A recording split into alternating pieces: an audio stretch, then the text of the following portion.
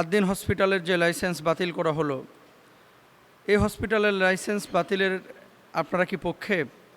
2 নম্বর বিষয়, যদি পক্ষে না থাকেন তাহলে সরকারের কাছে আপনারা কি অনুরোধ বা আবেদন করতে পারেন না? 3 নম্বর একটি বিষয় লিখেছেন যে অনেক গরিব মানুষ তো এখান থেকে উপকার পেয়েছে, যদি তারা ভুল করে, যিনি ভুল করেছেন তিনি শাস্তি পাক ব্যক্তি, হসপিটালটাকে তো মুক্তি দেওয়ার উচিত ছিল যাতে করে গরিব মানুষ উপকার পায়। এ ব্যাপারে আপনারা সরকার মহলের কাছে কোনো আবেদন বা নিবেদন করতে পারেন কি না? দেখেন, জাতীয় কোনো ইস্যু তৈরি হলে আলেম ওলামার কাছে একটা ডিমান্ড কিন্তু থাকে যে জাতীয় ইস্যুগুলোতে সরিয়ে যেমন কথা আমরা বলি, তদ্রূপভাবে মানুষের কল্যাণে, মানুষের হিউম্যানিটেরিয়ান কোনো পারপাস যখন ক্রিয়েট হয় তখন সেই জায়গাগুলোতে কথা বলা, এটা কিন্তু একজন খতিবের, একজন বক্তার, একজন ইমামের নৈতিক দায়িত্ব।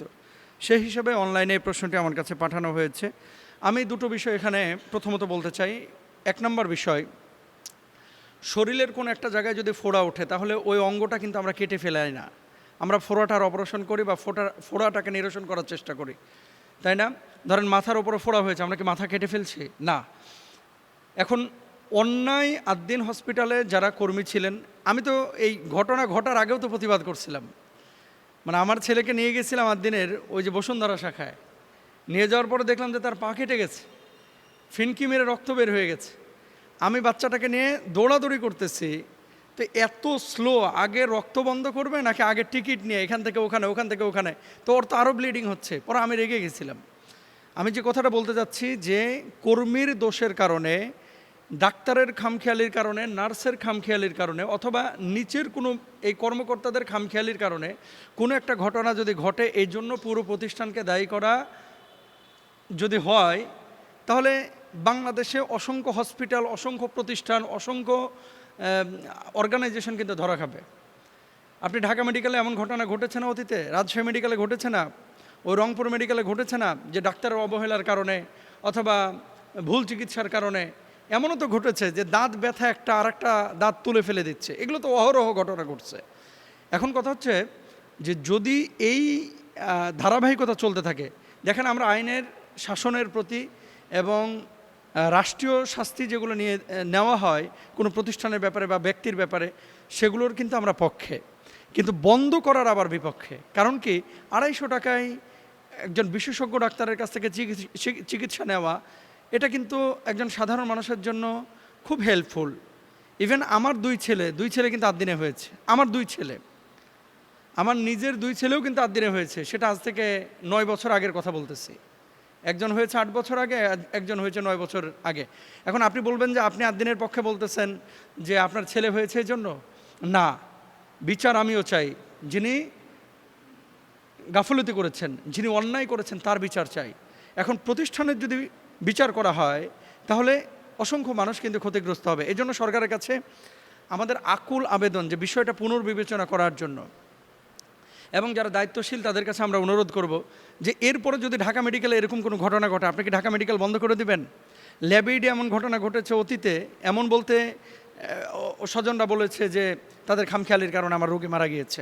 এভার কেয়ার, স্কোয়ার, বড় বড় হসপিটালগুলো সবগুলো কি বন্ধ করে দিবেন? এটা কি সম্ভব? তাহলে বাংলাদেশে হসপিটাল খুঁজে পাওয়া যাবে? বরঞ্চ যেই জায়গাটায় ঝামেলা হয়েছে ওই জায়গাটা কারেকশন করা, ওখানে ডেডিকেশন তৈরি করা, ওই জায়গাটায় হসপিটালকে প্রেশার ক্রিয়েট করা, তাদেরকে একটা সীমারেখা বেঁধে দেওয়া যে এই কয়দিনের মধ্যে তোমাদেরকে এগুলো কারেকশন করতে হবে।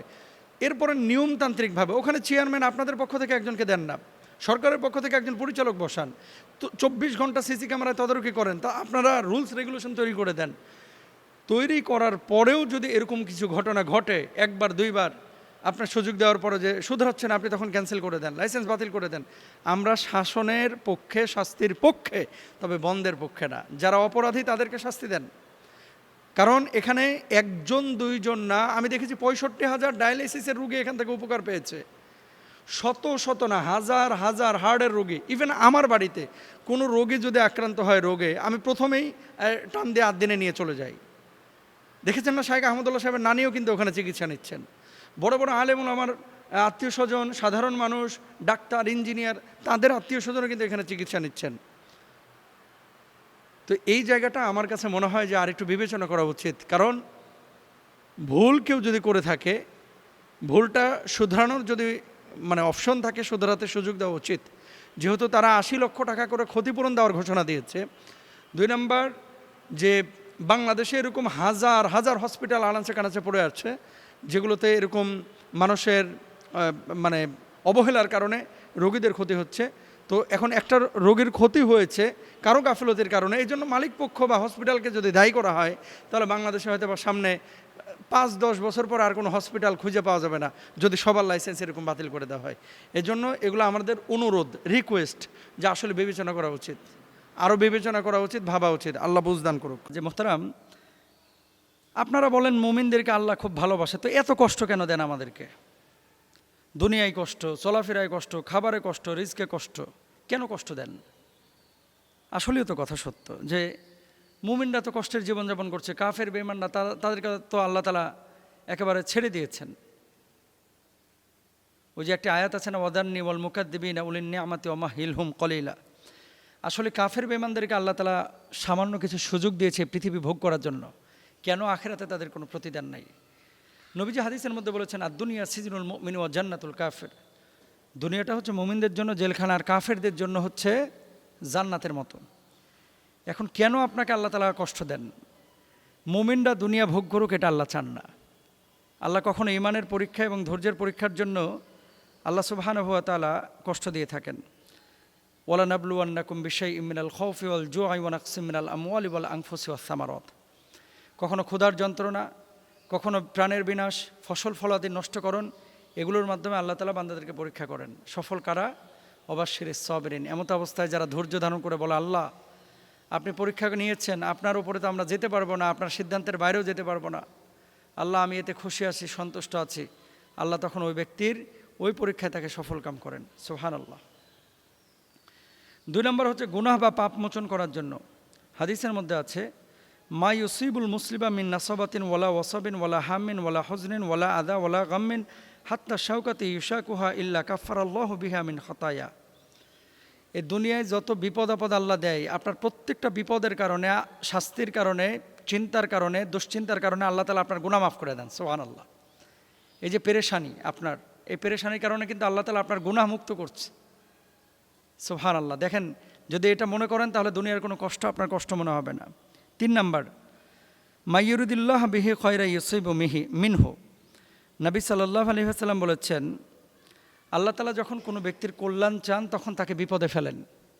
এই জন্য দেখবেন নামাজ পড়ে কারা বেশি? যারা বিপদে পড়ে বেশি। আর যখন আপনি দুনিয়ায় কোনো বিপদে পড়েন না, তখন আপনি সবচেয়ে বেশি অহংকারী হয়ে যান। বড় দামি কথা কিন্তু। এরপরে আল্লাহ সুবহানাহু ওয়া তাআলা কি বলছেন? ওয়ালা নুযিকুন্নাহুম মিনাল আযাবিল আদনা দুনাল আযাবিল আকবারি লাআল্লাহুম ইয়ারজিউন। অনেক সময় আল্লাহ তাআলা এই বিপদ আপদ দেন যাতে করে আল্লাহর পথে আপনি আবার ফিরে আসেন। অনেক মানুষ যখন বিপদে পড়ে নামাজ পড়ে, দিন ফলো করে, যখন বিপদ নাই তখন আল্লাহকে ভুলে যায়। বোঝাতে পেরেছি? এজন্য যাতে করে আপনি ফিরেন, এজন্য আল্লাহ বিপদ দেন। এরপরে দুনিয়ার নশ্বরতা স্মরণ করিয়ে দেওয়া, যে পৃথিবী একদিন ধ্বংস হয়ে যাবে। ফা ইন্না মা'আল উসরি ইসরা। সুখের জায়গা কিন্তু আখিরাত, দুনিয়া না। দুনিয়াতে কখনো কষ্ট আসবে, কখনো সুখ আসবে, কখনো আবার সুখ আসবে, আবার কষ্ট আসবে। এটা দুনিয়ার নীতি। ক্ষণস্থায়ী পৃথিবী, এটা ধ্বংস হয়ে যাবে। এটা আল্লাহ তাআলা স্মরণ করিয়ে দেয় এই দুঃখ কষ্টের মাধ্যমে। নিজের কৃতকর্মের ফল, যহরাল ফাসাদু ফিল বাররি ওয়াল বাহর। কখনো কখনো আল্লাহ তাআলা মানুষকে বিপদ আপদ দিয়ে পরীক্ষা করেন, এবং কখনো কখনো আল্লাহ সুবহানাহু ওয়া তাআলা আযাব গজব দেন। আযাব গজব, সুবহানাল্লাহ। বান্দা অনেক সময় ভুলে যায় না আল্লাহকে, জানে যে জেনা করলে বিপদ আসবে, বৃষ্টি বন্ধ হবে, আযাব আসবে, তাপ বেড়ে যাবে, জেনা করতেছে। জানে সুদ খাইলে পারিবারিক বরকত নষ্ট হবে, এরপরে সুদ খাচ্ছে। জানে আরেকজনের হক মারা খায় সুখী হওয়া যায় না, তারপরে হক মারতেছে। জানে আরেকজনকে গালমন্দ করলে কবিরা গুনাহ হবে, আযাব আসবে, এরপরও করতেছে। এই জন্য কখনো কখনো আল্লাহ তাআলা মানুষের কৃতকর্মের ফল হিসাবে আল্লাহ তাআলা আযাব গজব দুনিয়ায় পাঠান। আল্লাহ আমাদেরকে বুঝদান করুন, আমিন।